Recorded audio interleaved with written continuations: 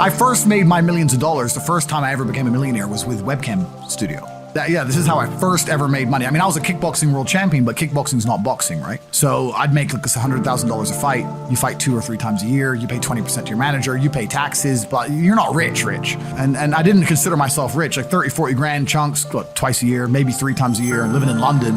London rents, need a car. You're trying, you're not rich in any way. And that's actually the reason I retired, because I woke up one day and I thought, I'm giving 6 hours a day of absolute focus and energy to this. And I believe I'm smart enough that if I put that much tenacity into something else, I can be a multimillionaire. I truly believed that. I was like, I've realized now I've reached the pinnacle of kickboxing. My choice is either to change over to MMA, which I was offered to do earlier in my career, but at the time the kickboxing contract paid more money. I had to pay the bills, so I went kickboxing. Change over to MMA, learn to wrestle, change over to UFC, blah, blah, blah. But this is also like 7, 8 years ago where even the UFC didn't pay the money it pays now. But most of the dudes you're gonna see there in the prelims, they're getting 10 grand a fight, 9 grand a fight. It's nothing, right?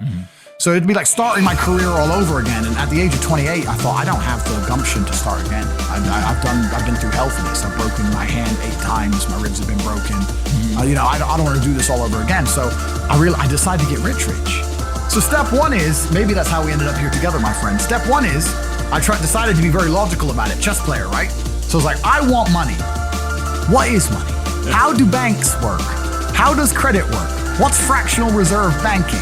All these things we now know to be the biggest cons of the century, right? So I'm sitting there researching money for days and days and days. And then I get more mad because I'm like, whoa, money's trash and I don't have any.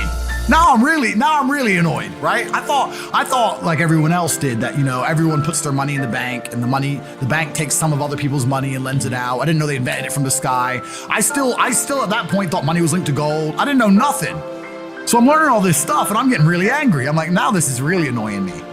So anyway, I had a piece of paper there and I'm in my research phase and I start writing down some dude on YouTube. I don't know who he was, some dork. He was a pro gold guy. This is before, maybe Bitcoin was probably around then, but like early. He was a pro gold guy saying buy gold, buy gold, buy gold. And he was saying the difference between an asset, a liability, et cetera, et cetera. So I started trying to write down what I had. I was like, I have an apartment, I have a BMW. I'm in good shape, but I already use that for fighting. What can I do? I can play chess. I'm just writing down the things I have and what I'm good at. And then I kind of realized, I was like, I've got like 8 girlfriends.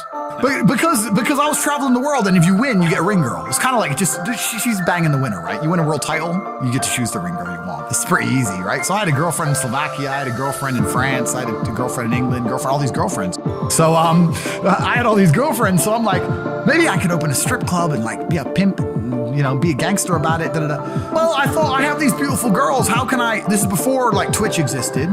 So I was like, what can I do with these hot girls? I was like, it's just an asset, right? There's these girls, and a lot of them were messaging me.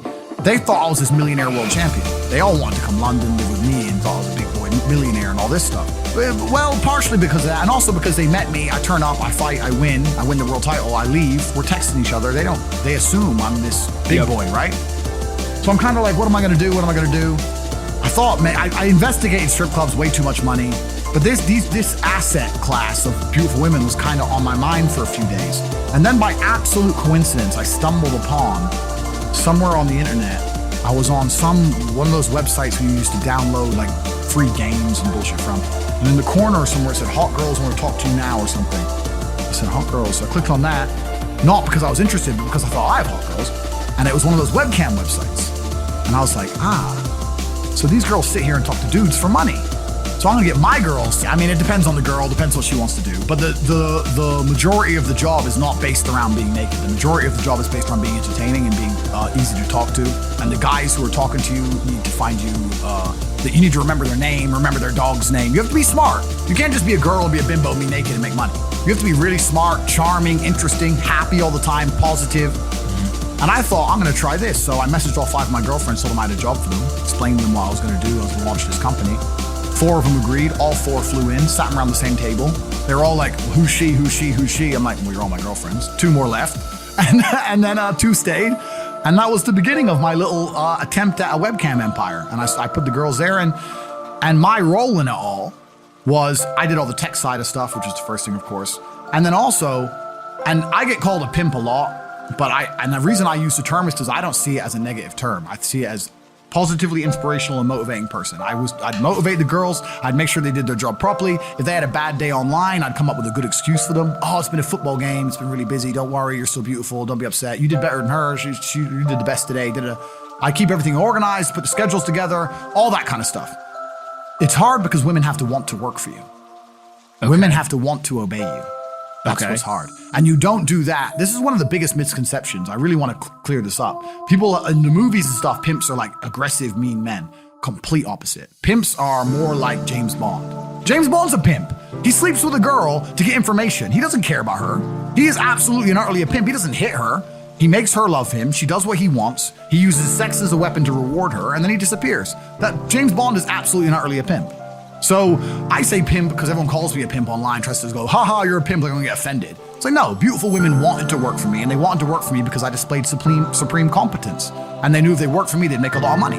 So whenever I was out, I'd meet a waitress and say, well, look, you're working 10 hours a day for pennies. You can work 10 hours a day for me, make 10 grand a month, 20 grand a month. And over time, I just built up this big little empire of webcam girls. At one point, I had 4 locations, 75 girls working for me. You nailed it. So the girls who lived in the house would have a set amount of hours they want to do, and then we'd have rooms that they could book in and do X amount of hours. A girl could come and do 1 a week or whatever. We'd have rooms they could share. And then, yeah, very much exactly like you said. They'd go online, they'd do their hours, they'd have their regular customers, they'd get their money, and then I'd take around half of the money. Well, I'll tell you why it's very low. It's low because every time a girl would quit and try and do it by herself, she'd make a fraction of the money overall because she hasn't got the instruction, she hasn't got the motivation, she's just lazy with it, right? And women have a very different mentality to money than men. If you show a woman how to make $1,000 in an hour, she'll think, I only have to work an hour a week. Whereas if you show a man how to make $1,000 in an hour, he thinks, I can make $18,000 a day. That's the difference between us.